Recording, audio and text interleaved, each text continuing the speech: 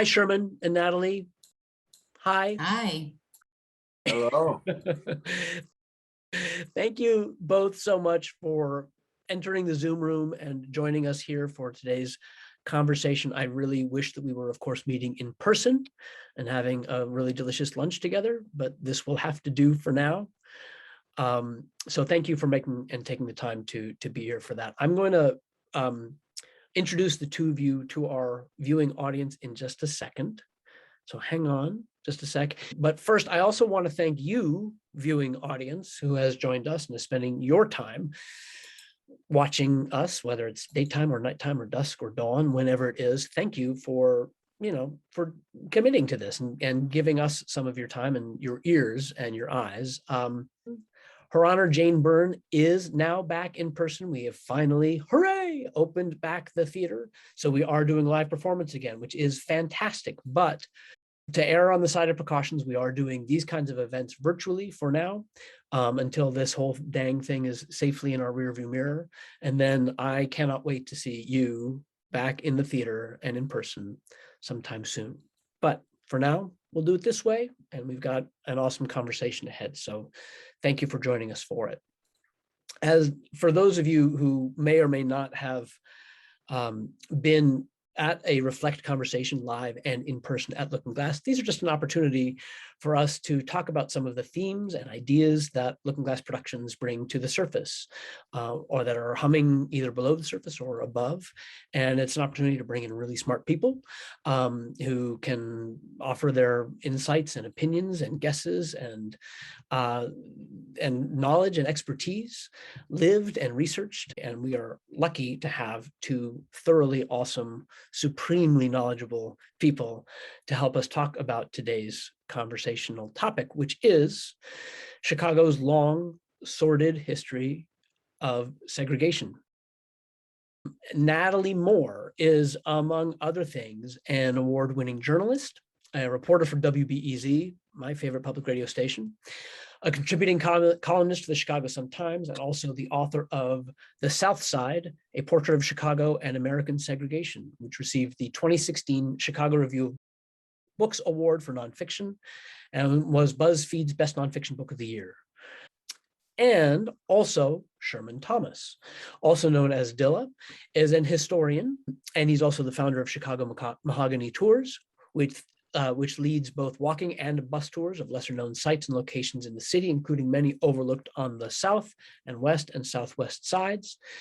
He has more than 200 history TikTok videos with over 4 million views. He works for ComEd by day, is an avid historian and researcher by night and evenings and weekends, probably, and any other hour that he can squeeze in. But first, last little bit of context to give our viewing audience.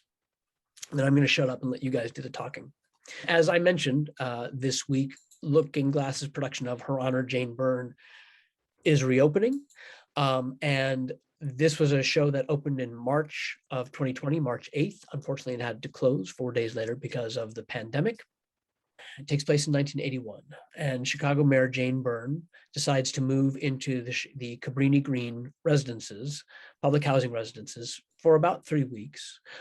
She says in order to call attention to the ongoing violence that those residents are enduring, and ideally, therefore, bring resources. But she is confronted by the legendary and powerful Marion Stamps, who's an advocate and activist and organizer of Cabrini-Green residents, who dares to question whether or not her motives are sincere, or whether or not this is just part of a larger political gambit or stunt.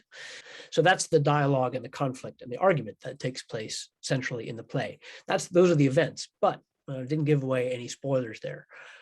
But what lies below all that, this foundation of history below that, is the foundation of Chicago's long history of segregation. Chicago is and remains one of the most segregated cities in the country. And so one of the things that I think I want to talk about today is, how did we get that way? How have we stayed that way? What are the mechanics of that? And are there any ways for us out of this mess? All right, that's preface and introduction. Natalie, in your book, you quote Dr. King as saying, Quote, for as long as there is residential segregation, there will be de facto segregation in every area of life. And I wonder if you could talk a little bit about some of the forces that contributed to residential segregation in Chicago as the city evolved. You mentioned the 1919 Chicago Race Riots, and that's a really good place to start because there was a report that came out after a commission studied like, how did this happen? And one of the recommendation was not to segregate the city, and the opposite is what happened. So we found in the 20th century racially restrictive covenants that said that you could not sell or lease a property if you were white to someone Black. You had redlining, in which banks would not give loans to Black people in Black neighborhoods, saying that it was too risky. In a host of other housing policies that kept Black people contained. And this is important because home ownership is the path to wealth building in this country. And there was a decision that was made that said Black people aren't going to fully participate in this system that has been created.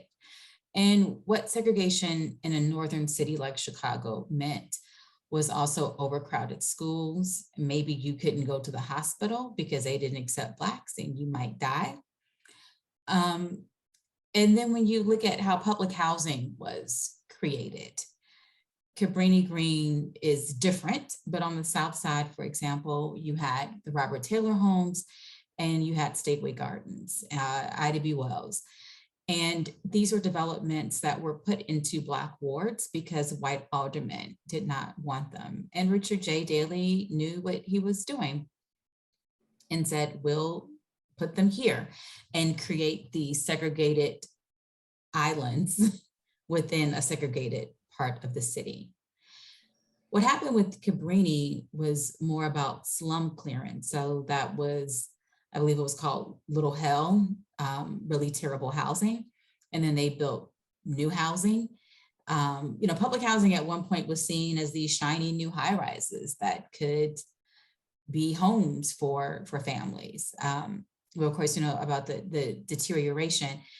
And Cabrini was really able to hold this line on the near north side where, you can see Water Tower, John Hancock building from Cabrini, but there were these invisible borders around the footprint that really kept residents from being able to engage and participate in the rest of the city. Shermann, anything to add to that in your observations? I know that you've walked every mile. You walk around a lot. Any other thoughts that you wanted to offer in that direction? Well, yeah, to that, it falls in line with that. I 100% agree with, I've referred to as Chicago Race Massacre, led to the founding, if you will, of a lot of borders that divided the city up. But another thing that played a big part in that is the labor unions here in Chicago. Chicago being the founding town for a number of different AFL and CIO unions, but those unions had in their constitutions, they also forbade African Americans from joining, right? And a lot of the languages where you needed to be born of European descent, or your parents need to be born of European descent to join the unions. And so what we also know is that that's really the only game in town from 1910 to World War II. What else were you going to do but join a union job? In those days, everything was unionized, right? So even the service industry jobs, a lot of them, African Americans were forced out of the union side of it. So that meant you're going to make a lesser wage, which also meant that you were going to be less likely to afford a home, even in the situations of redlining, where African Americans couldn't receive governmentally backed loans. You're still going to be a long way away from, say, the traditional loan, because you wouldn't be employed in a space that offered you the ability to save the 20% needed for the down payment. But then the other way, segregating the unions hurt us, is that it's at the water cooler that we mend a lot of things here in America, right? It's at work sitting next to your buddy that we lose a lot of our tolerances. Even for myself, being an African-American man, born and raised on the South Side, some phobias are born into you, right? By virtue of the community you come up in.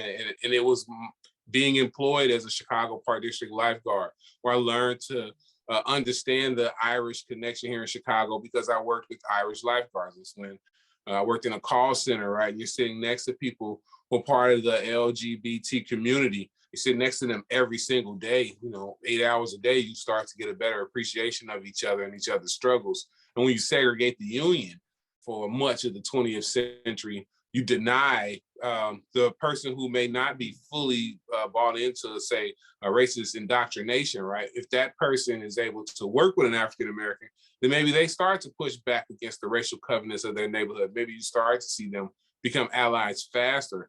But being locked out of both the workforce and then until World War II, the segregation of the Army, I think both of those play a big part on why Chicago stays segregated.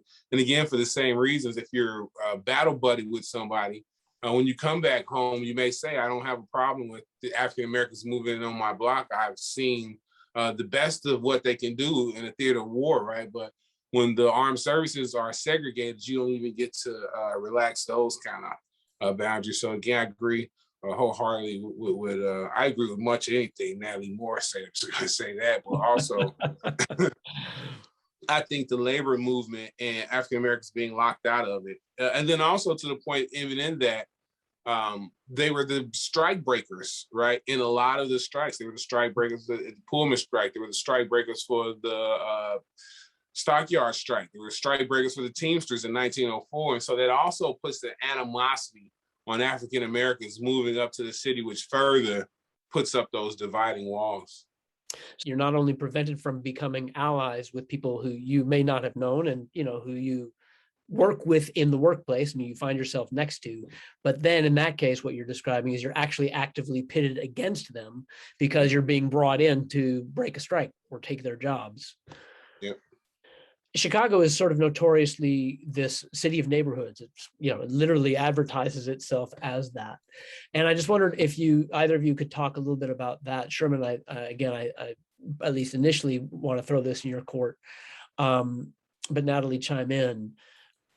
Where does that notion come from? All these, 77 different neighborhoods and each of them having their own character and pride to them. Can you speak to that at all? Yeah, absolutely. I think that's one of, if there is a good byproduct of segregation, right? I think futures speak, the formation of the neighborhoods due to segregation give us the ability to see neighborhoods in their true authentic space, right? Because the walls were proverbial walls, if you will, built up around them, then, the Ukrainian village really has the feel of the Ukraine, right? And because it's not so integrated, their customs remain intact, right? Same thing with Chinatown, or same thing with like Little Village or Pilsen or southeast side of Chicago, right? They have a very strong Russian heritage over there, and so that's the good part of that. I think it's Chicago's way of advertising something, trying to turn something bad into something good, because also those neighborhood lines aren't necessarily drawn by the community, right? They were created by University of Chicago sociology students who in many instances were reinforcing what was historically racially dividing lines in the city, right? As opposed to true neighborhood draw-ups, right? One of the most glaring cases is like Humboldt Park, the park ain't in Humboldt Park, the community, right? That's like crazy. And you see that a lot in those 77 neighborhoods being drawn up. But if you really pay attention to the dividing lines of those 77 neighborhoods, some of that is rooted in the old school segregation of racial covenants, right? Racial covenants would say the Illinois Central Rail track to, Halsted, right, would be the boundaries. And if you look now at different neighborhoods, be it Bridgeport or even Chatham, you'll see that they follow the lines of what was the racial covenants. I think that ethnic enclaves are something that should be celebrated. You know, Chicago is unique because it's segregated, but it's also really diverse. So, you know, you can get any, I mean, we do every kind of food well here. So whether it's Chinese or Thai, Ethiopian, Pakistani, Mexican, like there's a whole range of food and celebrating neighborhoods. But the difference is that when immigrants came to Chicago, they were creating communities that were based on language, food, religion, etc. And in what was the Black Belt for Black neighborhoods, there is something to absolutely be celebrated with blues and jazz and, you know, the Black owned businesses that have come out of Chicago, you know, whether they're small or Johnson Publishing Company, Ebony and Jet, Black hair care companies. The difference though is that Black people were forced to live into these communities because of laws that were on the books until the 1968 Fair Housing Act. And sometimes people say integration hurt the Black community, which is not true, because there's also a myth that all of these businesses were Black owned businesses. In the Black Belt, they were not. You can read Black Metropolis.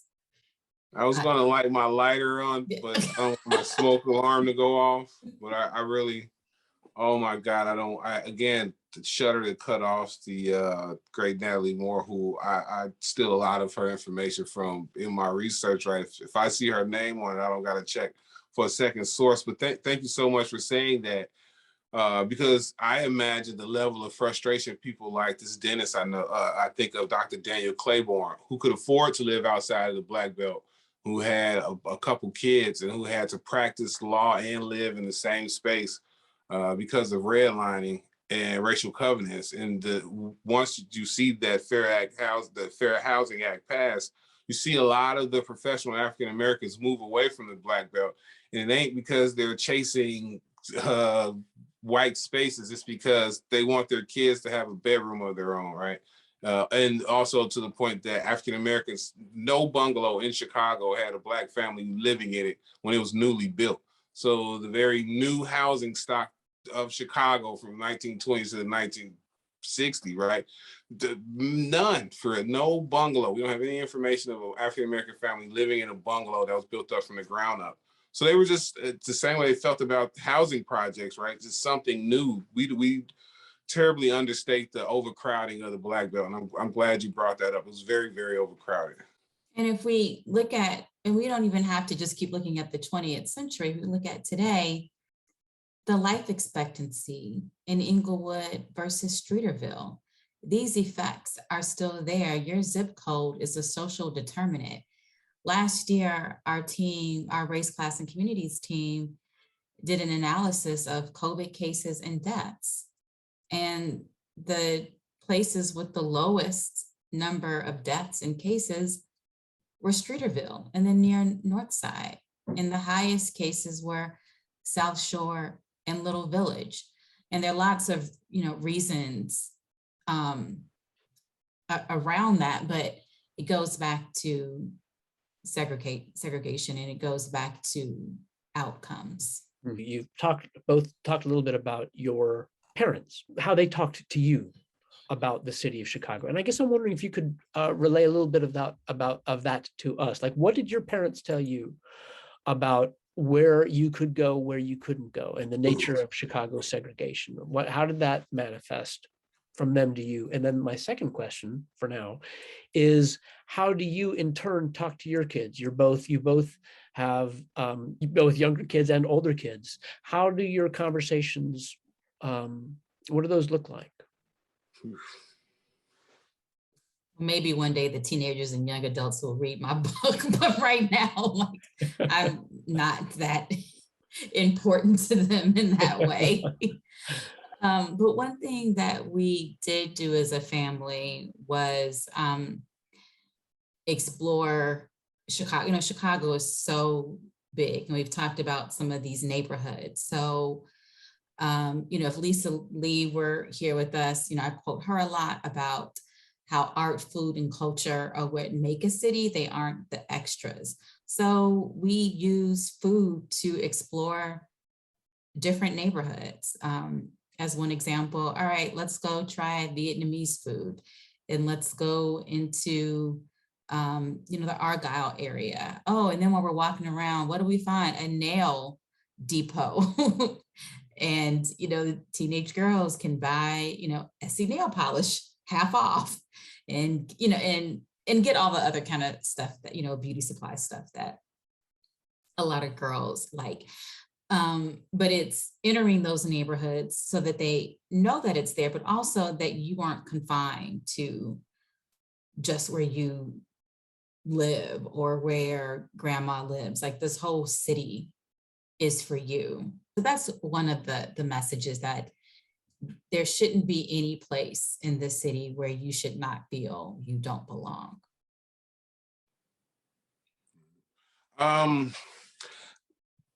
As told to me, I definitely was told to stay out of some neighborhoods, and my dad was a cop, right? And I can remember a cop's son turning out of a gas station in Mount Greenwood off of Western. I don't want to lie, so let's call it 113th, 114th or something in Western. And, I'm on Western. He's turning out of the gas station. He should yield to me. And he hit my car.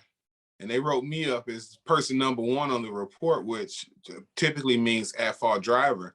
And my Chicago police officer father went to the Mount Greenwood police officers, right, the district, almost in uniform, if I remember it. And it's like, hey, there's no way my son is driver number 1 in this instance. You're going to mess his license up. You're going to raise my insurance. Like, no. But it turned out that other kid's dad was also a cop too. And he was a white cop, and my dad was a black cop, and that stayed on my record. We didn't win that fight, right? And just, my father had been shot in the line of duty. He was a Vietnam veteran. He was a member of the African American Police League, right? He had, at that point, when that happened to me, he had been on the job 20-something years. And I seen the crush in him when he had to come out and tell me, yeah, just don't be in Mount Greenwood. Like, that was the solution. And so I had a few of those. Don't be in Bridgeport after dark. Don't be in Canaryville after dark. Don't go to Mount Greenwood after dark. I had a friend that stayed in Chicago Ridge. He didn't recommend me take 111 straight off, because you'd have to go into like Marionette Park, and you cross so many different suburb and lines as you pass through the city. And he knew I'd be targeted, so Sort of the equivalent of sundown towns, right? Except right here in Chicago. Right here in Chicago. So that was his message to my brothers and I. But then we had the added disadvantage of growing up in the 80s and 90s gangbang Chicago, which also had different challenges. We're like hip hop kids, and so whether you're involved or not, we all dress and look the same. And so on the south side of Chicago, it isn't that way now, but it used to be like, I tease people all the time. They know neighborhoods based off their neighborhood name. And we grew up knowing the same way the baby boomers don't refer to any neighborhoods. They refer to their parishes. I grew up in the Viz. I grew up in St. Sabina. I grew up, like, baby boomers don't refer to the neighborhoods. And in my generation, we call them the gang sets: Terrortown, 070, Holy City, this, that, and the third. And we had a list of those you couldn't go into because you lived in the opposite gang territory, whether you had that or not. But out of that, there's still some crime on the south side, right? So I'm very cautious with my children. And then I have black sons that got dreads, and they, for better or for worse, sag their pants. And so I don't want them to be misidentified. What that gives me the opportunity to is we open the whole city to them. So I'm very intentional on making sure that we've eaten in each one of the 77 neighborhoods. I'm very intentional on making sure the last restaurant isn't in a place that we were previous, because I don't want them to feel fearful about any neighborhood here in the city. So it's hard, and it's crazy that the legacy of segregation still affects how I parent, a century later after the thing that caused us to be divided in the first place. All right, my last question for you before we part ways for today is, where do you find hope and specifically in respect or around this question of segregation? Are there stories or developments that are happening? I'm thinking about the things that I read about Pullman and Bronzeville and things that are happening. I don't know if you find those hopeful or like, it's another case of gentrification. I don't know, but I'd just be curious to hear if there are things that are happening that you feel like, yeah, maybe this might portend better. I definitely think the conversation has changed in the public sphere and for voters. If you compare the rhetoric in the 2015 mayoral race compared to 2019, it was completely different. And for so long, elected officials didn't address or have to address segregation.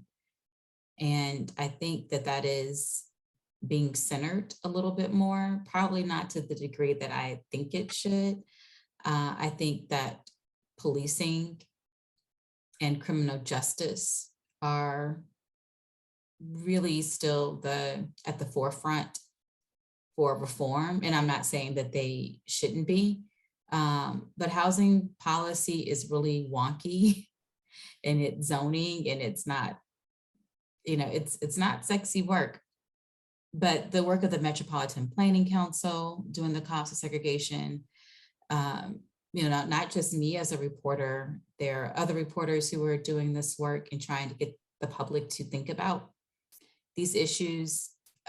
It has made an impact in definitely the last 5 years since my book came out. I think there has been a push for, in the last 5 years too, there's a real solid push on historic preservation here in Chicago in general, right? We're preserving Emmett Till's house, or even preserving Al Capone's house, right?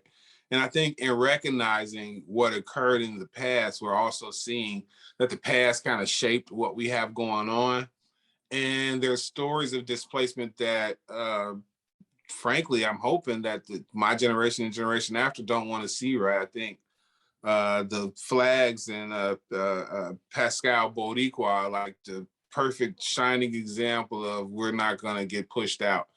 And I think while if there is a lot of like housing investment and things are going on, I think we're still a little ways away from it being equitable as far as on the South and West side. But with the internet, it's really, really hard to hide policies that hurt us, right? It's really, really hard to gerrymander districts and not be public knowledge. And so I think like the internet is really, really, that as that continues to grow, as we continue to use that as our news source, and a lot of us are cutting cable out, right? We're totally dependent on this internet, but what that's also doing is keeping certain issues in our face. And I hope that that's going to continue to drive change, right? There are a lot of people who recognize what's going on in Bronzeville on a grassroots level, who don't want to see people whose families been there for multiple generations displaced because now it's trendy to live down there. So